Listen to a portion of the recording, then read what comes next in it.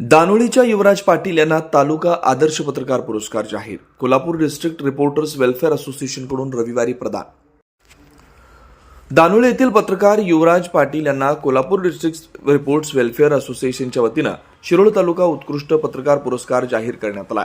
ग्रामीण भागातील पत्रकारितेला नवी दिशा देणाऱ्या त्यांच्या उल्लेखनीय कार्याची दखल घेत हा सन्मान देण्यात येतोय.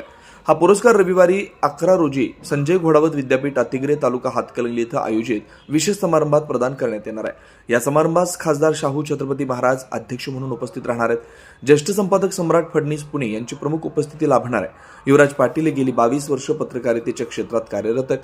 त्यांनी दानोळीसारख्या ग्रामीण भागातून सातत्यानं निर्भीड, अभ्यासपूर्ण आणि समाजभान जपणारी पत्रकारिता केली आहे. पर्यावरण, पाणथळ क्षेत्र, पक्षी व जैवविविधता संवर्धन यासारख्या दुर्लक्षित पण अत्यंत महत्त्वाच्या विषयांवर त्यांनी लेखन केलं आहे. विशेष उल्लेखनीय ठरलाय. विशेषतः पाणथळ क्षेत्रावरील वृत्तमालिका ही राज्यभरात चर्चेचा विषय ठरली होती.